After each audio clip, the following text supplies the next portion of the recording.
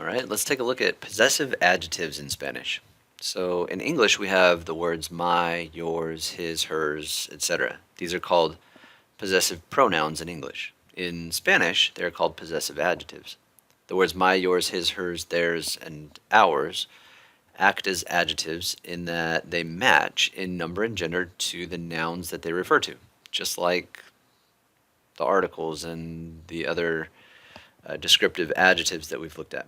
Okay, so let's take a look at these adjectives. So here you'll see the English, right? We see my, your, his, her, our, their, etc. Let's look at these examples. So to say my, we say mi, M-I. An example is mi casa es grande, my house is big. The plural of my is mis, right? So we say mis carros no son buenos. My cars are not good. So notice how the word my is changing because of the noun, right? If the noun is singular, mi. If the noun is plural, mis. They're matching. With the word my, there is not masculine and feminine form, only singular and plural. Okay, so to say your, we could say tú or tus. So tu papá es bueno, tus padres están aquí. Notice that padres means parents. Okay, su and sus, right, can mean your, his, her. Okay, your, his, or her. So we have su perro es feo, your dog is ugly, or sus perros son buenos, your dogs are good. Again, the word su changing depending on whether perro is singular or plural.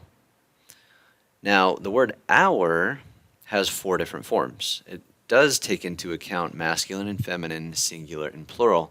So we do get the 4 variations. Some examples: nuestro vecino es bajo, right? So the word vecino means neighbor. And if we want to say our, the ending will change because of vecino. It is singular and masculine. Nuestra casa es roja.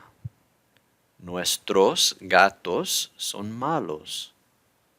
Notice how gatos is kind of the heart of the sentence, and so many other things are parroting it, right? So nuestros, malos, and then son is the plural form of the verb ser, and it changes because of gatos. All right, nuestras sillas son viejas, so our chairs are old. All right, and then finally we have, if we want to say their or your, like you guys's or you all's, then we can use su or sus.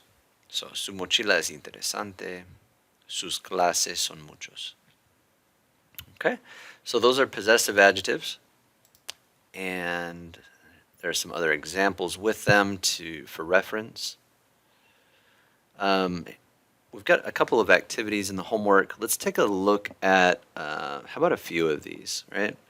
So number 1, my hermano. Now we noticed with my there were 2 options. It was either mi or mis. So would we choose mi or mis to say my brother?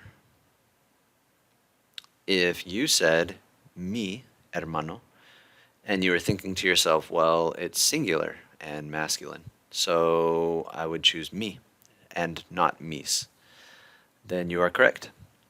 Number 2, to say his grandparents, abuelos, how would I say that? His abuelos. The options were either su or sus. If you chose sus because abuelos is plural, then you are correct. All right, number 3, last one that we're going to do. How would I say our uncle or tío? You remember that? The options were nuestro, nuestros, nuestra, or nuestras. Right? If you said nuestro, you are correct because tío is singular and masculine. Okay, good job. So we would do that. For that activity, there's a reading comprehension activity. and a couple of sentences to write using some of our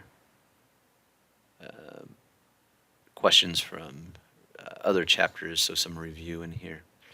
Anyway, again, as always, if you have questions, please email, and that's it for this one.